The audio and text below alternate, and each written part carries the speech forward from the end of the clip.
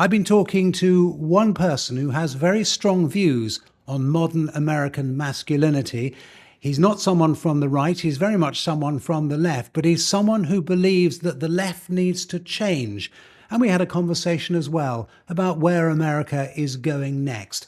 The character of America, which is so vital and in a sense so unpolitical. It goes to what the place should be in the post-Trump era. Welcome to Americast.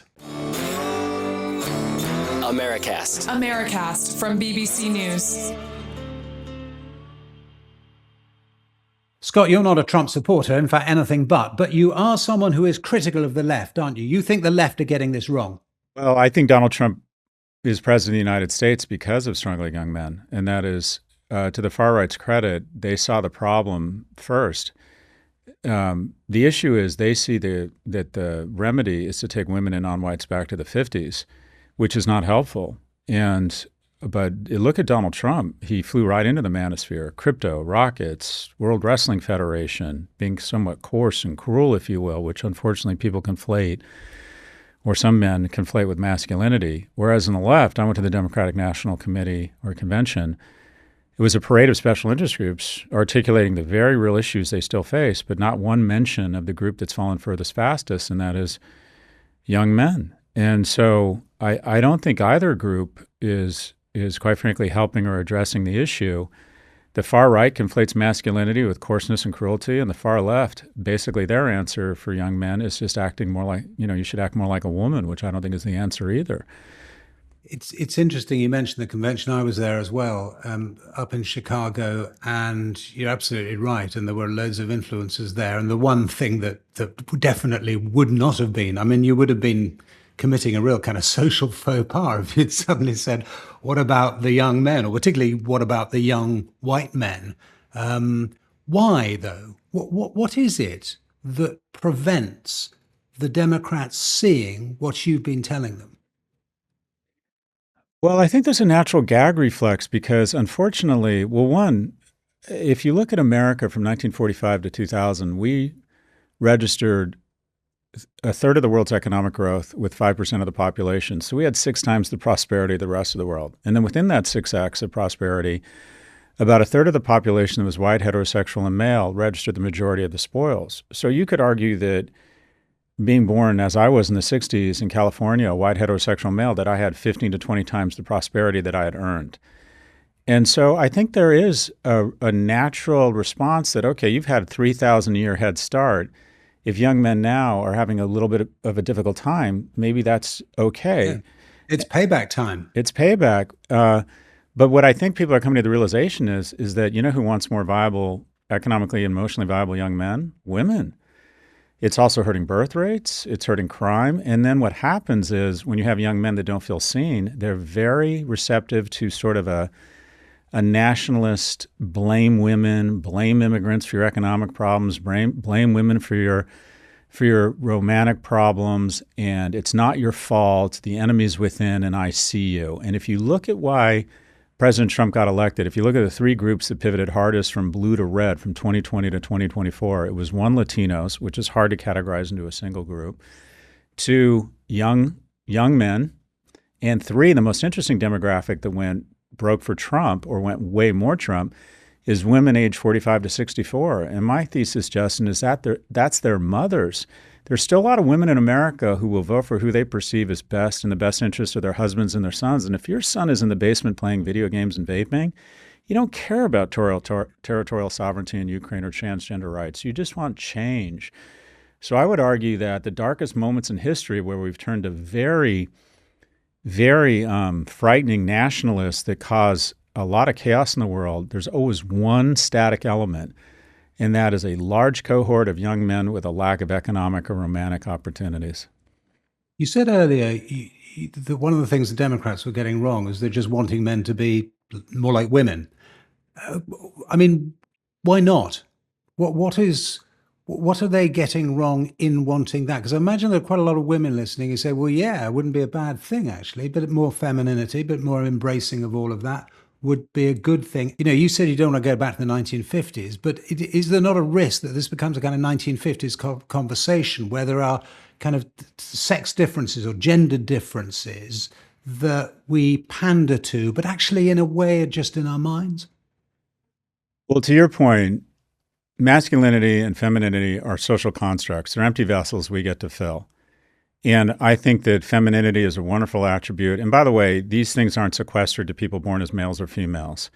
I think a lot of men demonstrate wonderful feminine attributes. I think a lot of women demonstrate wonderful masculine attributes. But we've been celebrating femininity as we should, nurturing, more thoughtful, better EQ.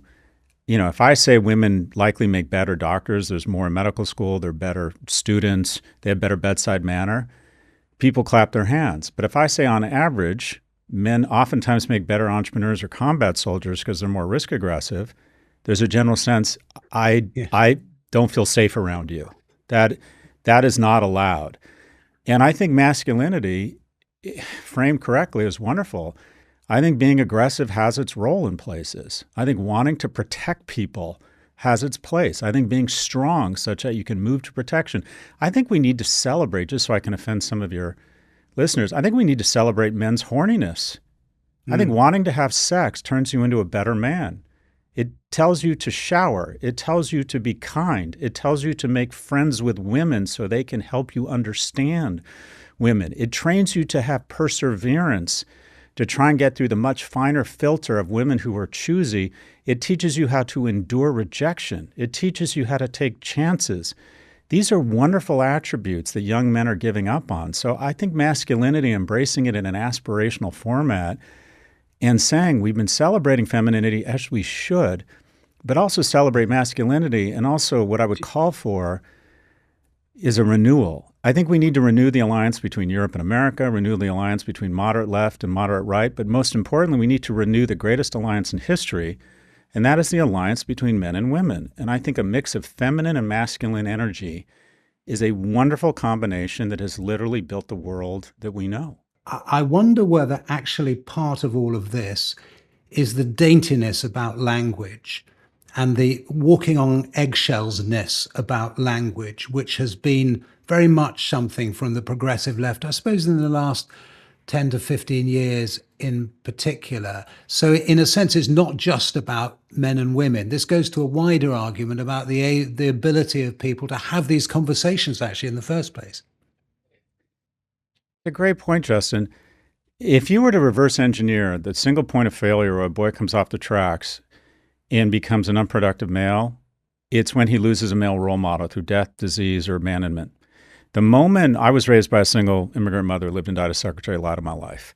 But the reality is when my father left us, at that moment, I became more likely as a boy to be incarcerated than graduate from college. What's interesting is that girls in single-parent households have similar outcomes, same rates of college attendance, same rates of self-harm. So despite being physically stronger, what the data shows is that boys are actually emotionally and intellectually much weaker than girls, much less resilient. But even saying that boys need men in their lives was triggering 5 years ago. What, women can't raise men? Sure they can.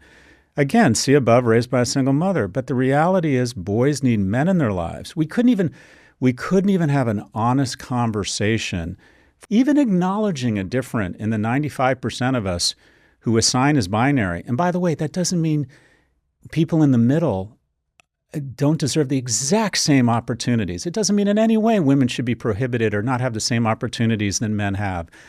What I'm saying is 95% of us are born with certain attributes that are easier for us to lean into than the other gender. Let's celebrate both those things and acknowledge that our society right now seems to be not helping young men, that young men are flailing, and that is going to have all sorts of second-order impacts on the well-being of our society. Are you getting somewhere, do you think, with the broad left? I'll turn to Trump in a second, but with the left, do you feel that the argument is now playing out on your side or not?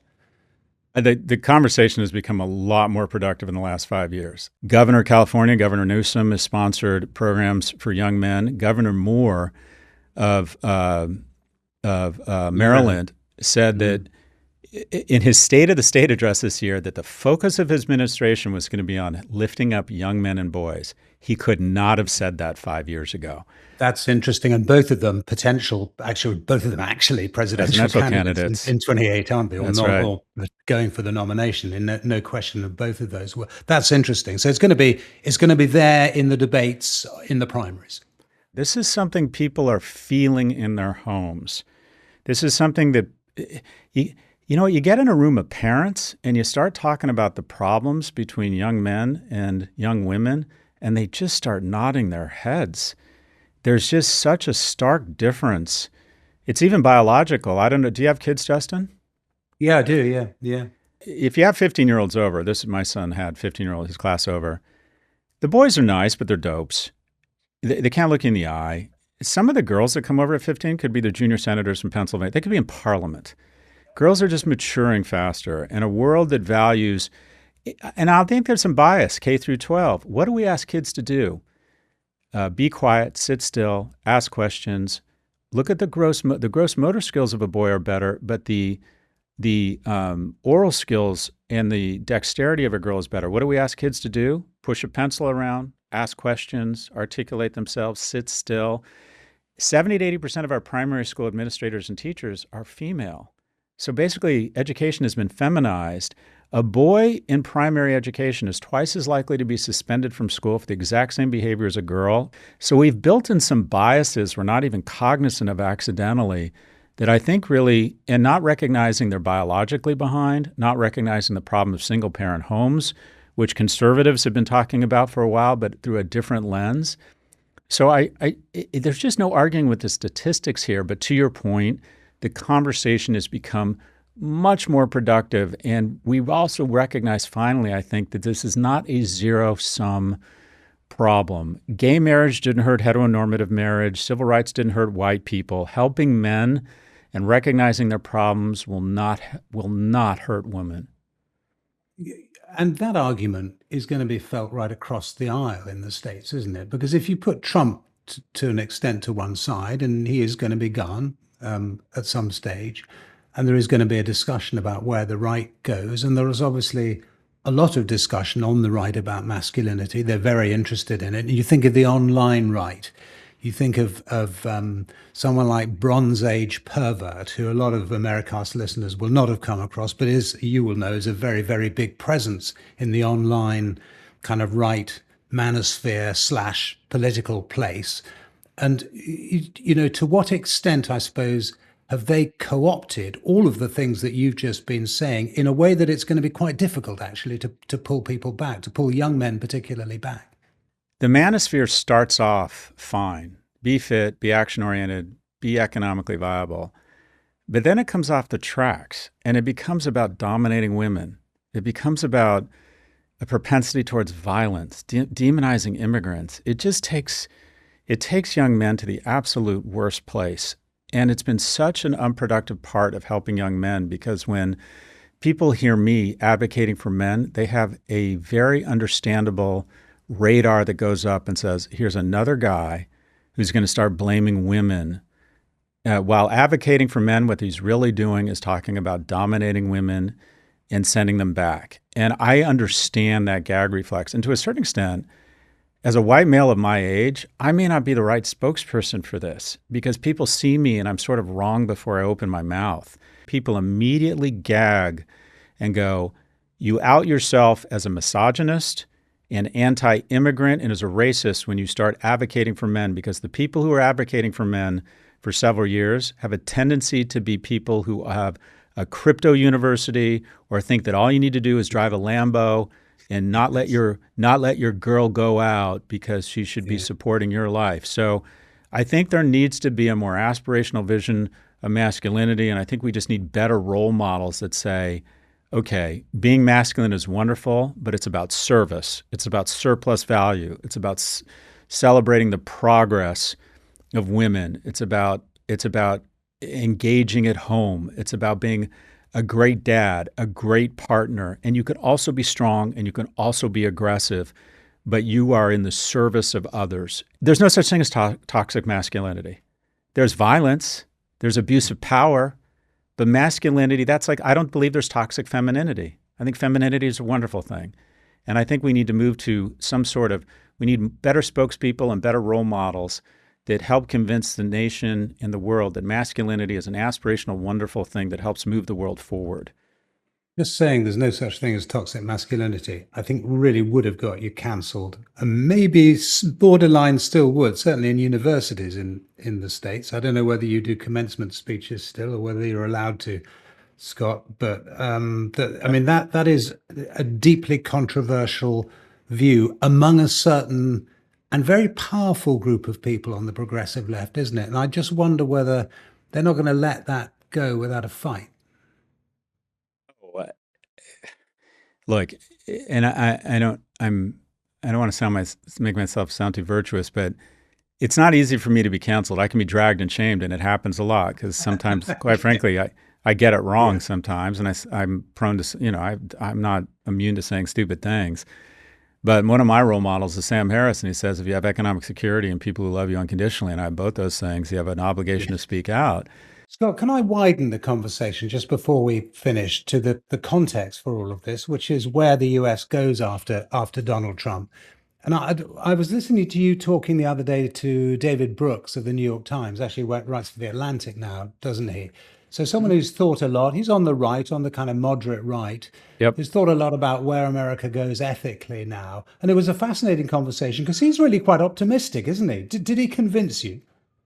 I struggle with anger and depression. And so I'm a glass half empty kind of guy. So I consistently have to ask myself what could go right.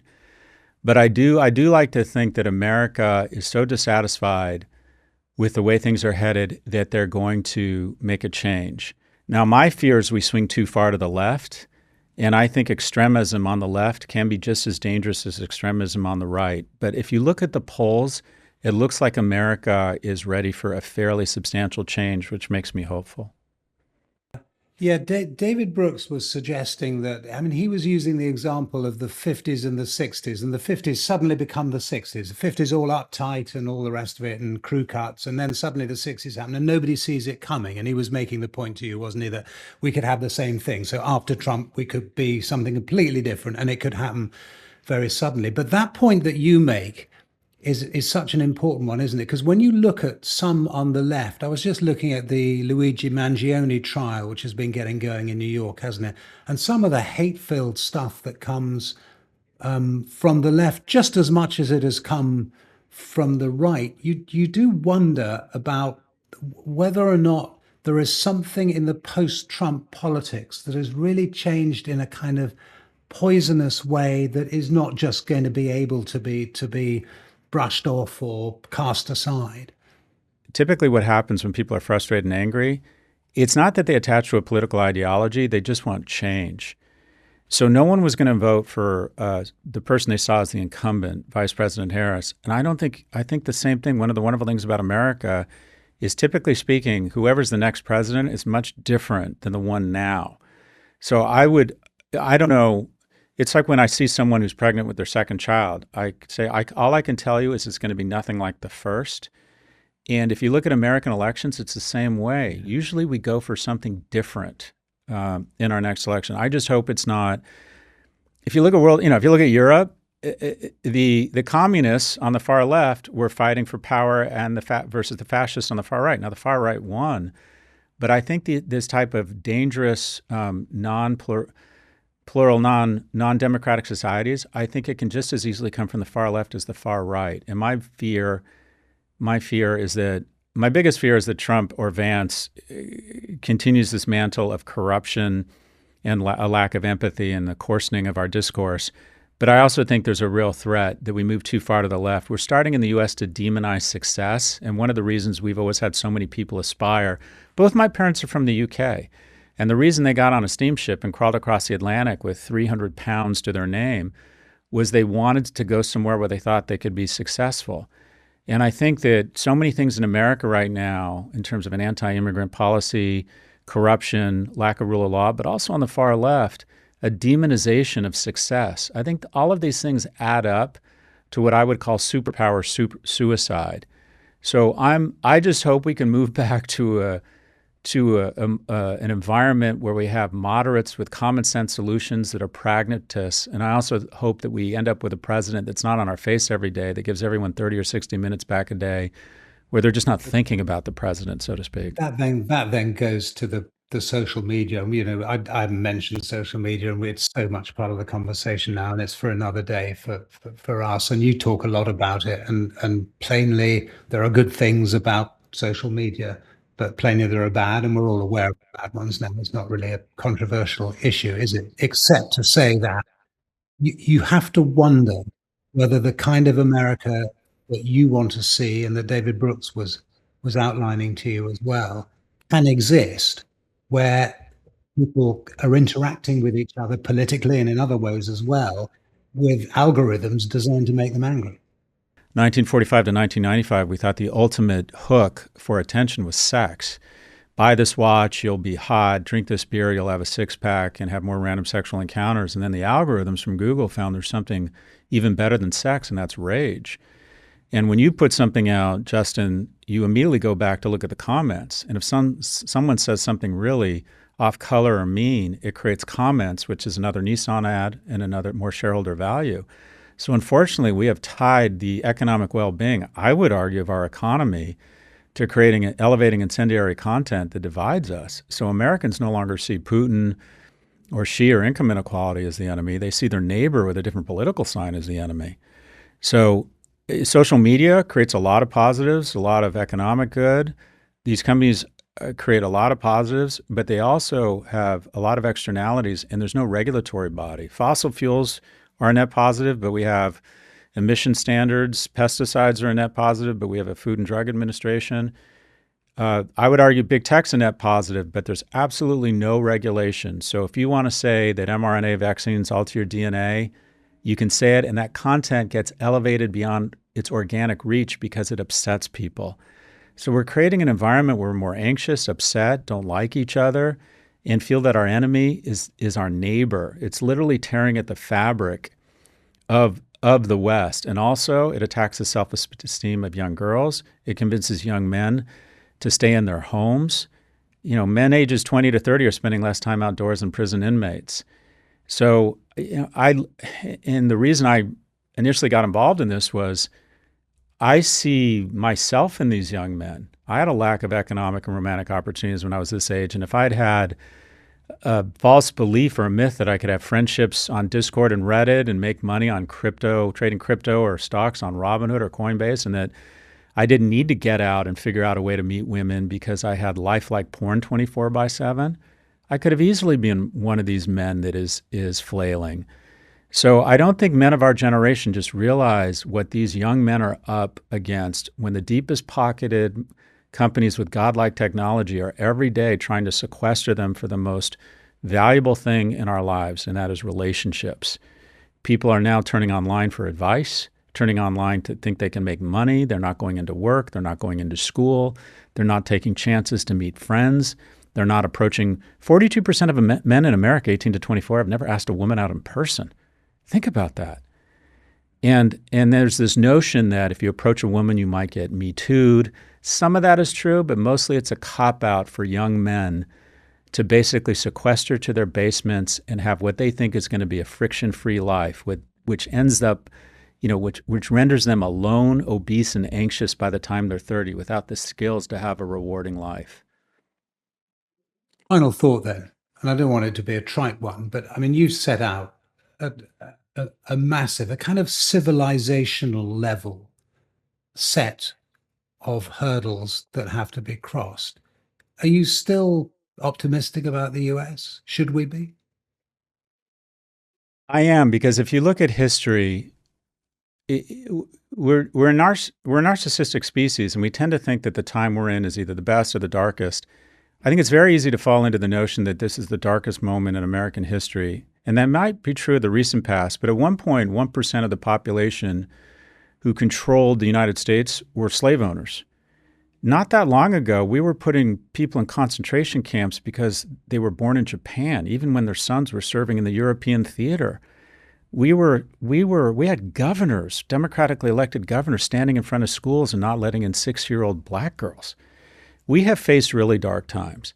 And every time our nation has come back stronger, recognizing that we need to put in place standards and norms and laws such that we can be a stronger democracy.